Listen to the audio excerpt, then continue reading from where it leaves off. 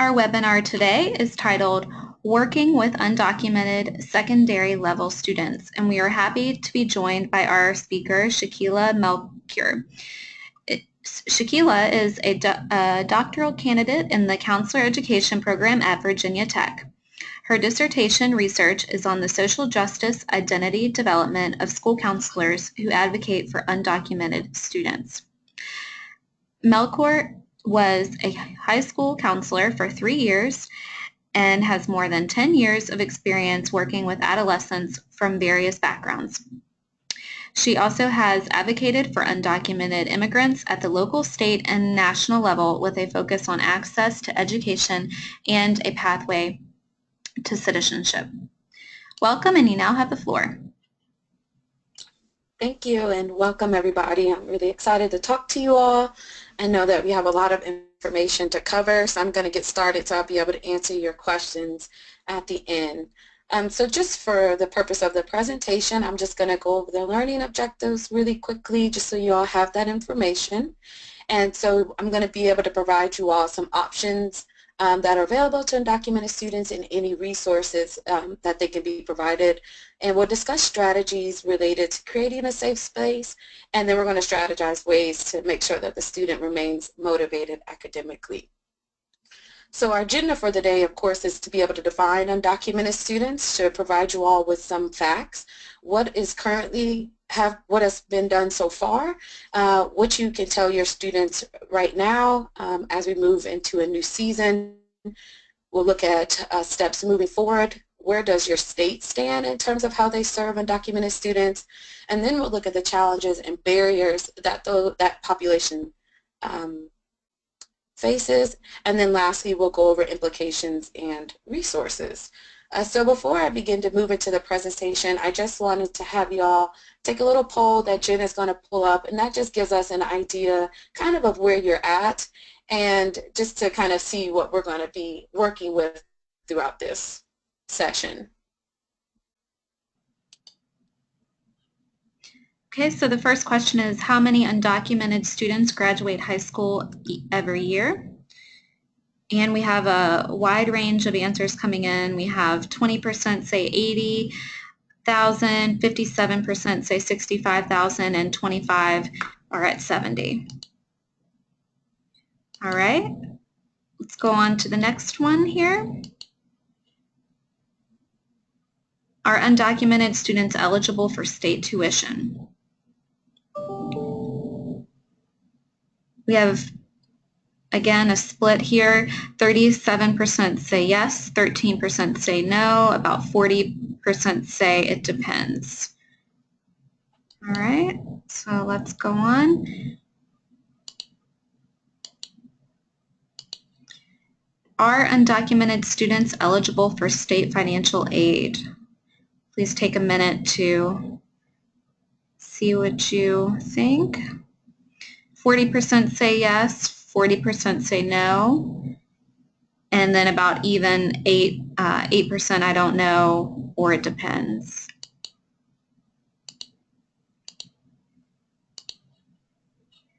Are undocumented students eligible for federal aid?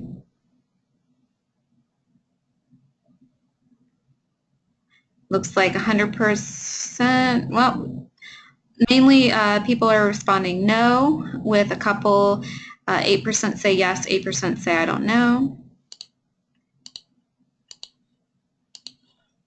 What percentage of undocumented students attend college each year?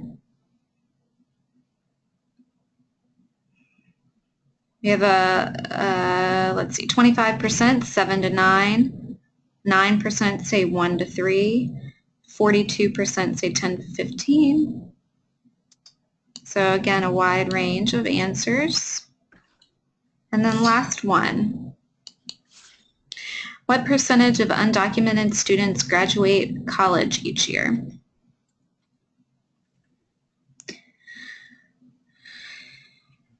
Across the board, we have 50% say 1 to 3, 33% 5 to 10, 17% say 7 to 9, and 8% say less than 1.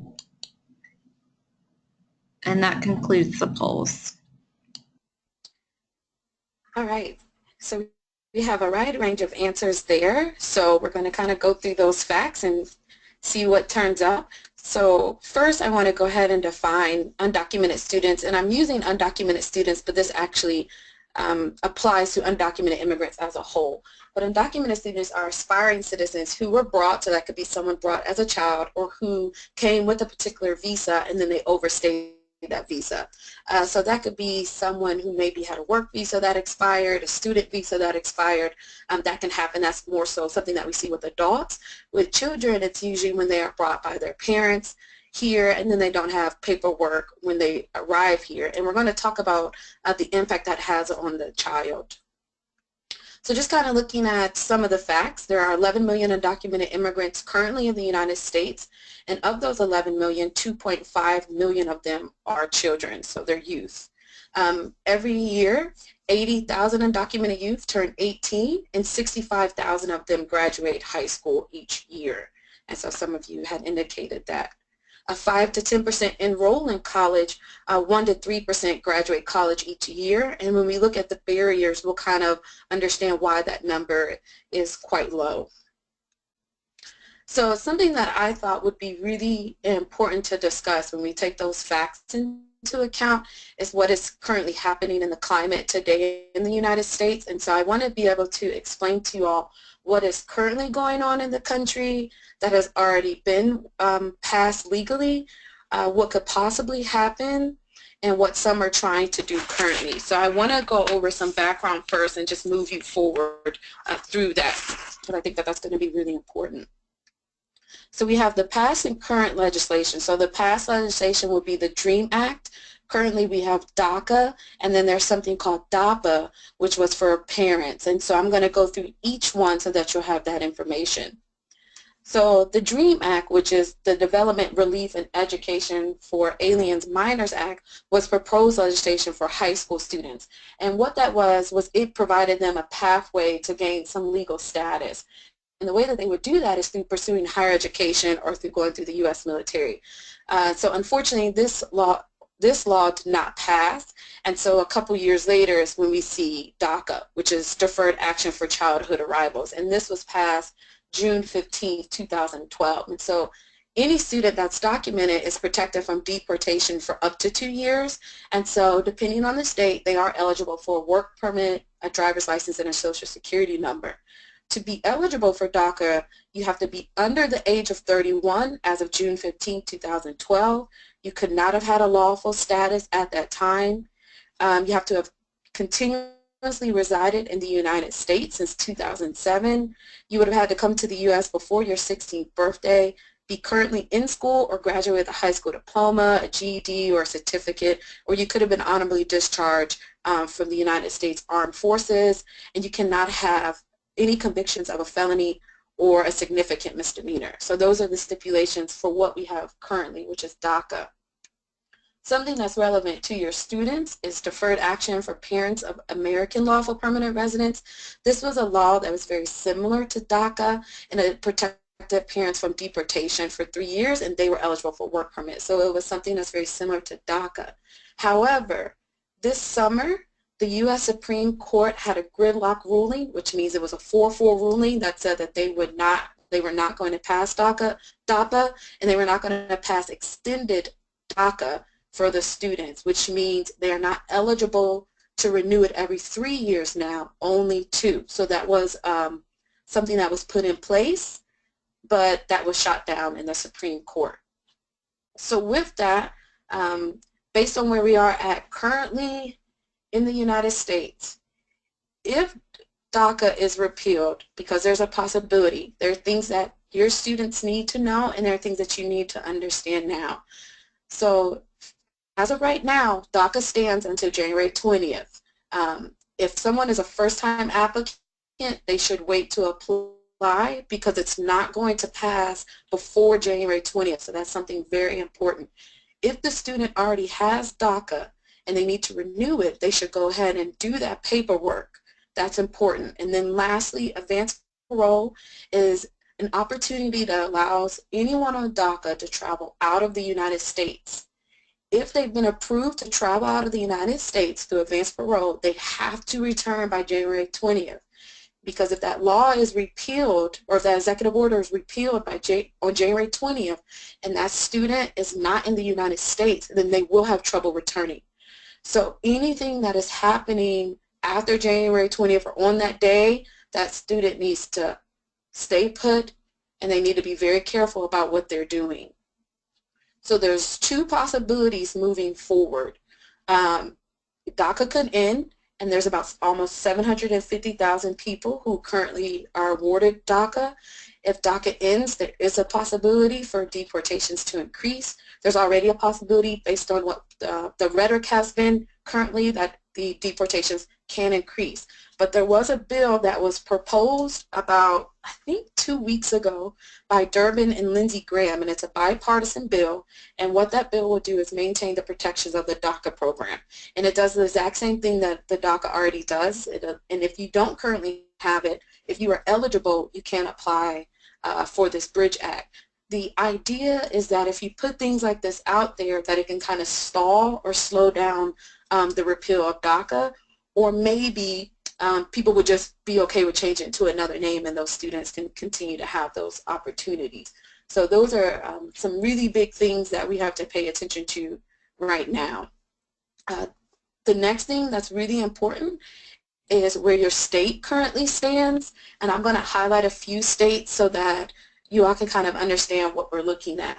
And so if someone is in, say, California, they actually offer tuition equity and state financial aid, so something like the Cal Grant. So they, and other states that you see that are in hot pink here, they offer a significant amount of aid to these students. If you take someone, say, like Virginia, who's in gray, and these other states here, they would offer in-state tuition based on someone having DACA. So if you're an undocumented student but you don't have DACA, you may not receive in-state tuition. And that's at some colleges. That's not necessarily guaranteed. But in the state of Virginia, which is the state that I'm currently in, just about every student that I've had has received their aid. Now when you get to states that are in the red, which is a state like South Carolina particularly, those undocumented students are banned from enrolling into colleges, but if that student has DACA, then they may be able to enroll, and that may not be in every state in South Carolina, and that's something that's a little bit unfortunate right now. Now if you get down here somewhere like Florida, which is the purple states, they do have some equity laws, and that could be like in-state tuition or being able to provide some type of funding. And green right here, which is a state like Illinois, they have something similar to California, except for they don't have state financial aid, but they do provide scholarships. So if your state was in the green, that would be something to look at. And then if we get up here in yellow, this would be like Michigan, and they have some tuition and equity with some colleges and universities. So it's very important to look at the policies at your state level, because if your student is at a state where they're not able to go to that university, it may be a possibility for them to go out of state, or there's a possibility to allow them to go to community college. That's an option as well. If you get down here in orange, this is Georgia. Georgia is a different state. Some college systems, they actually ban this undocumented student enrollment. So if you look up Georgia, they actually have a list of the universities that will accept undocumented students. And then lastly are these states in blue. So if you look at Tennessee, all these states in blue don't have anything known, equity laws or policies. They said they may be able to enroll. If they enroll, then they have to pay out-of-state tuition. So that's a little bit about the individual states. And I know I'm kind of rolling through this, but I want to make sure that I can answer you all's questions. So when we take the laws in mind and what's currently in place and what could happen, we want to make sure that we understand the challenges and barriers of the undocumented students that we serve, and then we're going to look at how can we help them as school counselors. And so I did break this down into three avenues, and so this is something that we've kind of talked about a little bit already, were the political institutional barriers. So when we talk about a broken immigration system, It's kind of what we have now, where we're not sure what's going to happen, and a lot of people wind up in limbo. And when we have people wind up in limbo, that creates fear and that creates anxiety amongst our students and amongst their families. And then what further perpetuates that fear are anti-immigration sentiments. So when we hear about building walls or saying that someone doesn't deserve to be here anymore, or if we want people to register, then these sentiments kind of create a fear that makes our students uncomfortable. And of course, like we just referred to, the limited state legislation. Now, there are some states that are currently trying to put in what we call sanctuary cities or safe zones, and what that is their particular city or their area will not let people come in, like ICE, or do raids into their city, and they will protect. So they won't outwardly give information to send someone over to like a detention center or for deportation. So when we think about the educational barriers that our students encounter, this is kind of where we start seeing that fluctuation in numbers of who is graduating and who is attending college. So there are barriers related to academic achievement and preparedness, and those barriers could be, unfortunately, maybe their parents did not complete school, or even if their parents did complete school, they didn't complete in the United States. So there's a lack of clarity there. There's a lack of college cultural awareness, so we understand what it means to go to a 2-year school, a 4-year school. Why should we take the SAT or ACT? We understand why we do those things here, and that's something that we have to be able to articulate to those students. And when we get into implications, I'm just going to give you all some tips on how you could include that information in your presentations, particularly at the high school level, but even at the middle school level. And then, of course, financial aid barriers are something that's really important to address. So we know that no undocumented student, whether they have DACA or not, they are not eligible for federal financial aid. Depending on your state, they may be eligible for state aid, and we see that very few states do that. Also keep in mind that even if the university that the student wants to attend offers, say, merit or need-based aid, that student might not be eligible for that either. So it's very important to be able to look at what that funding looks like, and there's some websites that I have under the resources that will tell you of scholarships. I have found that my undocumented students were able to get a lot of funding through community colleges, and so that funding has allowed them to at least get the 2-year degree, and then they would move forward to their 4-year degree if they so choose. So that's something to keep in mind. And also, we do know that some states restrict access to higher education. One little tidbit that people pay attention to also is what universities will accept undocumented students. What universities will accept them just with DACA. Some will accept them without a social security number. It just depends on the state that you live in, so you do have to do your research on that. And then lastly are the mental health challenges that we have noticed that our students have faced. So acculturative stress is having difficulty or struggling to adapt to a new culture psychologically. So as mental health professionals, we serve the academic, personal, and social of the child. So when we think about that stress, if they are a newcomer to your school, how they are adjusting to that, and their development is impacted by that as well. There's also something called pre- and post-migration trauma. So pre-migration trauma could be political unrest in the country, having to flee the country because of what they are experiencing. Post-migration trauma could be traveling from many different states, not having a stable home or a stable environment because of that. And unfortunately, research says that this can lead to mental illness like depression or anxiety. It can increase substance misuse or post-traumatic stress disorder because of the amount of trauma that these students experience. So with that, what can we do to help them? So we know what the laws are, we know the statistics, and we know the challenges and barriers. So it's important to figure out how can we help them. So we'll talk about that a little bit. So something that's really big is broaching. And we all know that we can't outright ask a student what their status is. But when we work with our students, broaching allows us to have a conversation that says, hey, I'm just here to meet and talk with you. Is there anything about you that you think would be helpful for me to know when I work with you? Is there anything that you would like to share now? If you don't want to, you can share it with me later. And what that does is it just tells the student that you're willing to hear what they have to say and that you're going to have an unbiased conversation with them. Something that's really important that I have saw at schools are the assignments and in-class work that teachers might provide. So I did have a student who was in a government class and they all were told to register to vote. And so they all had to fill out the paperwork. Well, that student was obviously uncomfortable because they aren't allowed to vote in this country and they didn't want anybody to know their status. So being able to let your teachers know, like, hey, you know, this student might not be able to do this or without disclosing, or, you know, just be mindful of who's in your classroom when you give out certain information. And of course, disseminating information home is really big, where they're trying to translate that into the student's native language. If they are the translator for their parents, sometimes that information can get a little convoluted. And you want to be able to include the parents in that. I find that to be something that's really important. But also when you send information home, especially about college and career, to remember to include information that's relative to undocumented students. Whether you know who they are in your school or not, it's important for you to include them because they are a part of the population that we serve. Something that I have found in my own work is noticing changes in the classroom.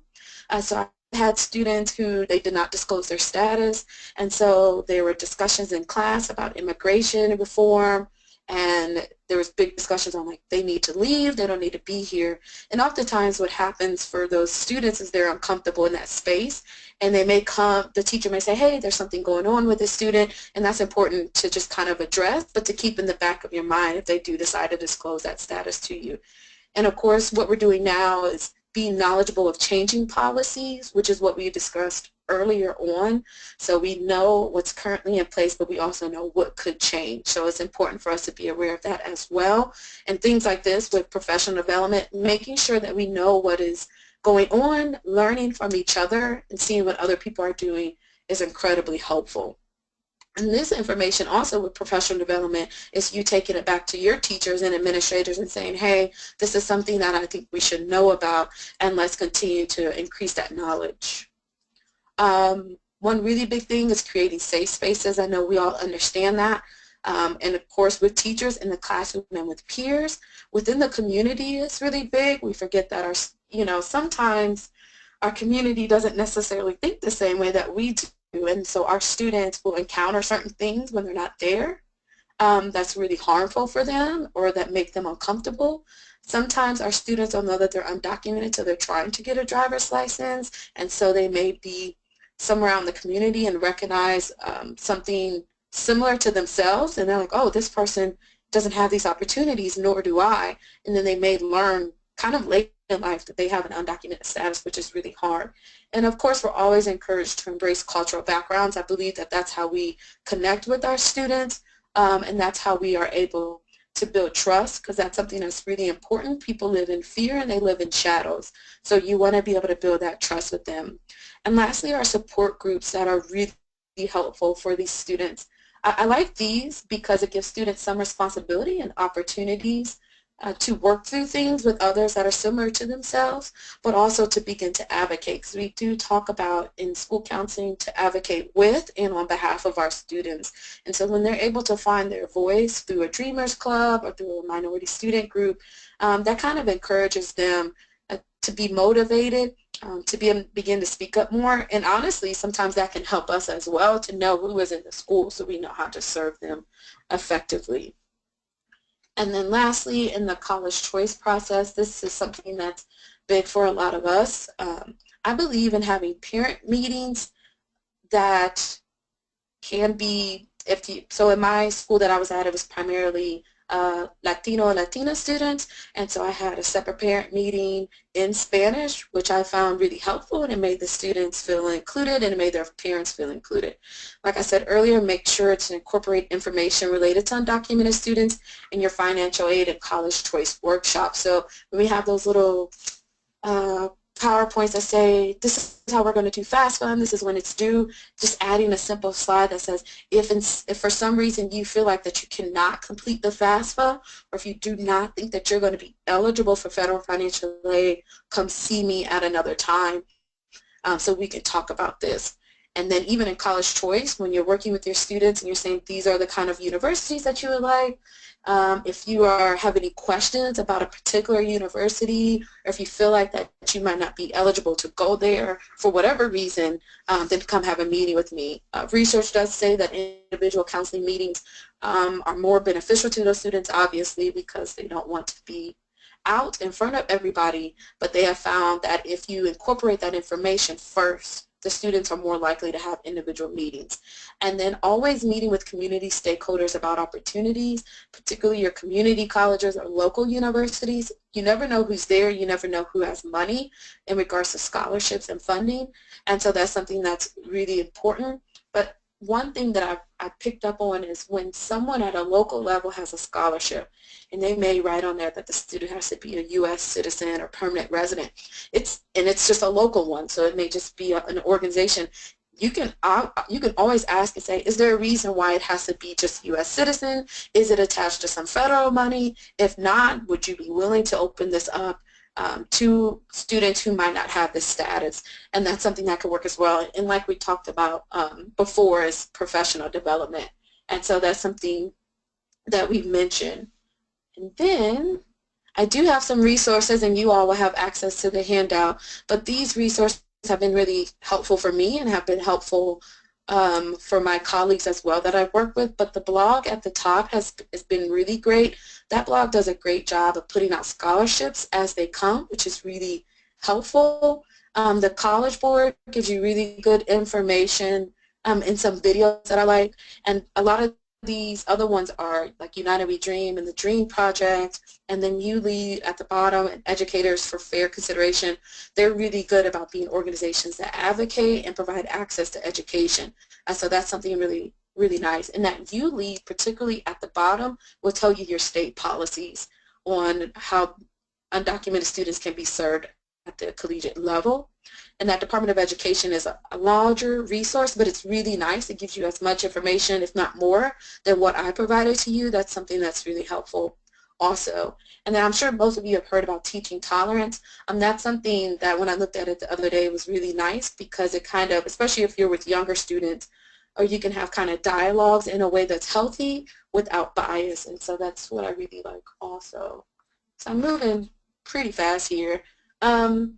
Lastly, Jen talked about my dissertation. If any of you identify as a social justice advocate for undocumented students, I am looking for a few more participants for my dissertation study. And of course, that participation is voluntary, and you can email me for more information about that.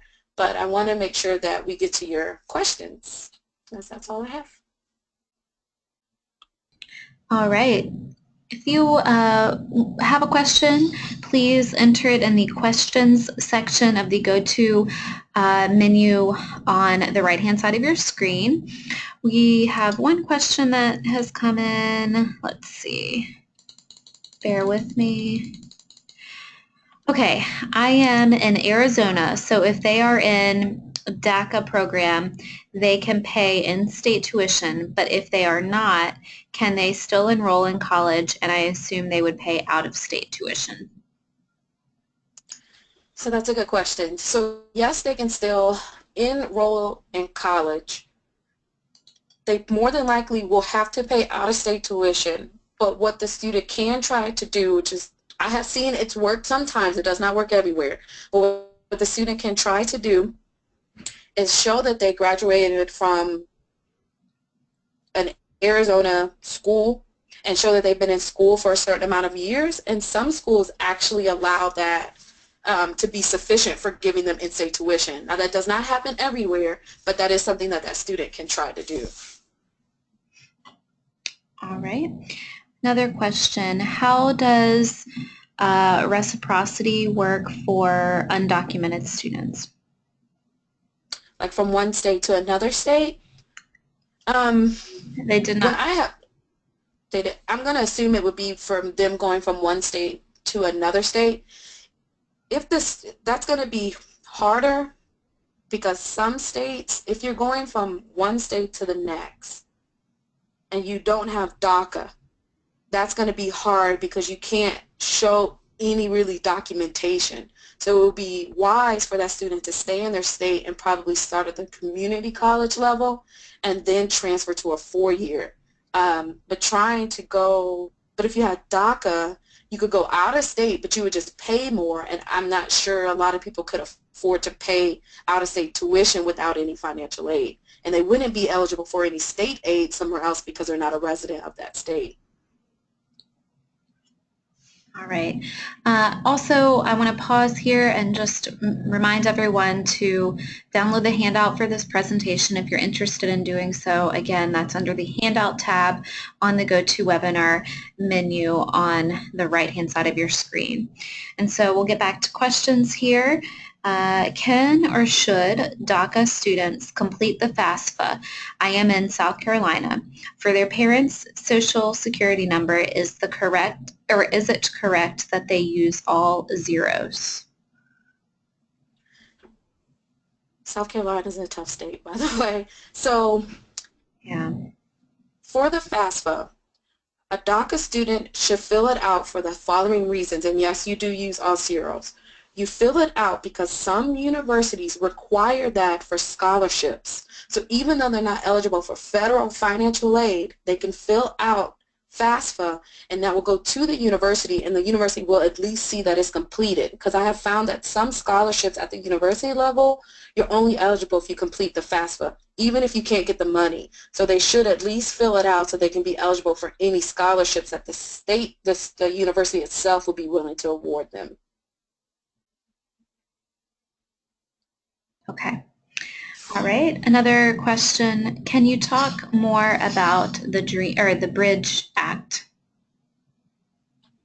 Yeah, so that one is only a couple weeks old. There's not a lot of information about that yet. From what I have read is they're trying to pair it with someone in a Democratic senator or congressperson and a Republican. They want to pair them so that they have more people going in to try to push it through. As of right now, they can't do anything with it until after we see if DACA is going to be repealed. Now, DACA, because it's an executive order, it can go away as of January 20th. So the minute that that ink is dry for the new president to come in, DACA can go away like that, and then they can try to push that bill. Okay. Thank you. And we just had some feedback that this webinar has provided some excellent information, so thank you for that. And that actually is all of the questions that I have right now. Is there anything that you didn't get to that or would like to elaborate on in the presentation while we wait for any last-minute questions to come in? I know I just put you on the spot, but that's okay.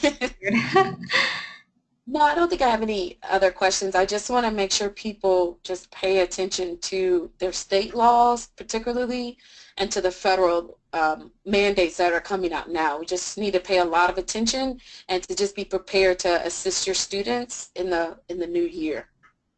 Okay, thank you. And we will be posting a recording of this website or of this webinar on our website in a couple of different places, so that will definitely be available if you needed to share this information with any of your colleagues. And that really concludes all of the questions that we have. If you have any other questions that come up, please feel free to email me. My name is Jen Walsh, and I am the Director of Education and Training at ASCA. My information is on the website, or I believe that Shaquila provided her information as well, so if you'd like to email her directly, is that okay that they do that? Yeah, sure. Perfect. Okay, well, thank you, everyone, and thank you for joining us today for the webinar, and thank you, Shaquila, for the presentation.